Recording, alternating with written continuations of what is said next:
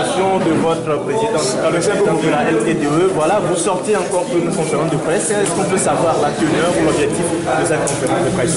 En fait, cette conférence de presse a pour objectif de situer les camarades étudiants, la communauté, les étudiants en général, et tout le peuple congolais, et voir le monde entier sur les démarches qu'il faut suivre et faire le point sur les activités, la crise qu'a séduit l'université dans cette dernière.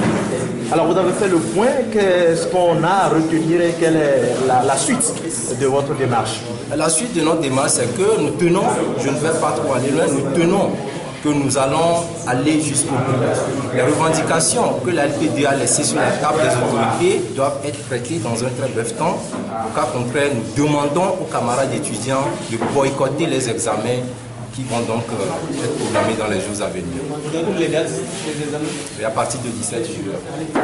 À partir du 17 juin, nous allons donc boycotter tous les examens à l'université de Lomé.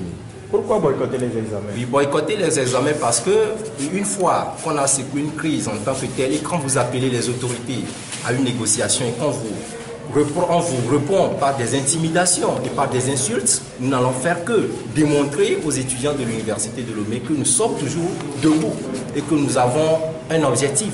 Cet objectif est de rendre à nos étudiants un service qui va aboutir aux améliorations de nos conditions de vie. Est-ce que vous pouvez dire quelques revendications? En fait, les revendications restent très énormes, mais je vais citer quelques. Il y a aussi la reprogrammation de toutes les matières, c'est-à-dire il faut, tel que le système LMD l'exige, nous avons demandé une augmentation des tranches à 20 000 francs par mois pour les allocataires et à 30 000 francs par mois pour les boursiers. Nous avons également demandé au président de l'université de supprimer cette mesure qui interdise donc aux étudiants d'étudier dans les amphis en dehors des heures du cours. Nous avons également demandé à ce qu'on revoie l'état des routes dans l'enceinte de l'université. Oui, l'état des pistes dans l'enceinte de l'université de Lomé. Donc les revendications sont très énormes. Nous ne pouvons pas trop évoquer ici.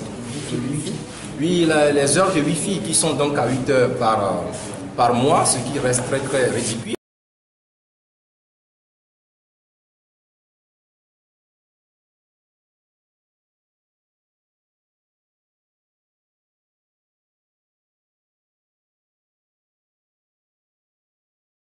De votre président, le chef de la LTDE, voilà, vous sortez encore pour une conférence de presse. Est-ce qu'on peut savoir la teneur ou l'objectif de cette conférence de presse?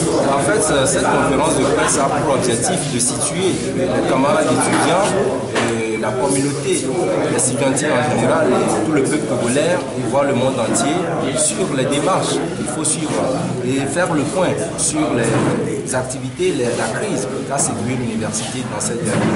Alors vous avez fait le point, qu'est-ce qu'on a à retenir et quelle est la suite de votre démarche?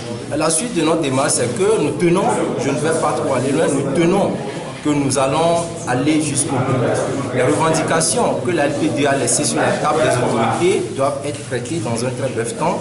Au cas contraire, nous demandons aux camarades étudiants de boycotter les examens qui vont donc être programmés dans les jours à venir. Vous avez les dates des examens? Et à partir du 17 juin. À partir du 17 juin, nous allons donc boycotter tous les examens à l'université de Lomé. Pourquoi boycotter les examens? Oui, boycotter les examens parce que une fois qu'on a secoué une crise en tant que telle et quand vous appelez les autorités à une négociation et qu'on vous répond par des intimidations et par des insultes, nous n'allons faire que démontrer aux étudiants de l'université de Lomé que nous sommes toujours debout et que nous avons un objectif.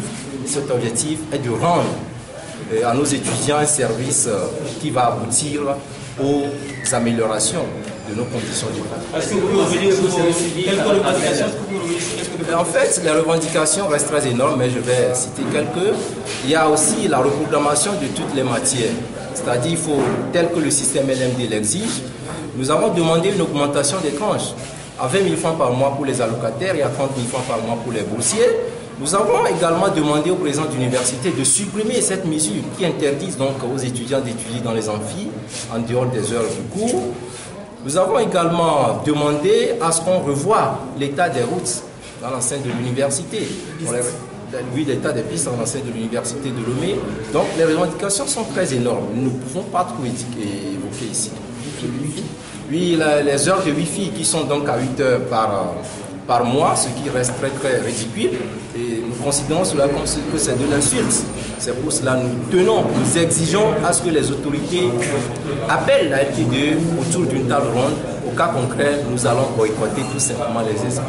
Et que répondez-vous aux allégations qui vont monter comme quoi vous avez des récupérations politiques par rapport à la LT2? Les récupérations politiques ne sont que des hypothèses. Si dans les années passées, il y a eu des organisations qui sont soutenues par les politiques, la LT2 n'est pas en solo. La preuve, nous n'avons jamais été manipulés par une organisation politique. Depuis quand nous avons été arrêtés, menacés, voir tout ce qui s'est passé, la LT2 n'a jamais reçu un politicien en tant que parrain ou partenaire d'une organisation. La LT2 vit au fond de ses membres. Nous faisons des cotisations. C'est ce qui fait que nous sommes très dynamiques. Nous ne suivons pas aucune formation politique, ce qui fait que la LT2 évolue toujours. Vous recevez quand même des financements de part et d'autre? Financement de part et d'autre, mais pas de la part des politiques. Nous sommes prêts à recevoir les soutiens des bonnes volontés. Mais dire que la LT2 est soutenue par la politique, le débat n'est pas là. Est-ce que vous pensez que votre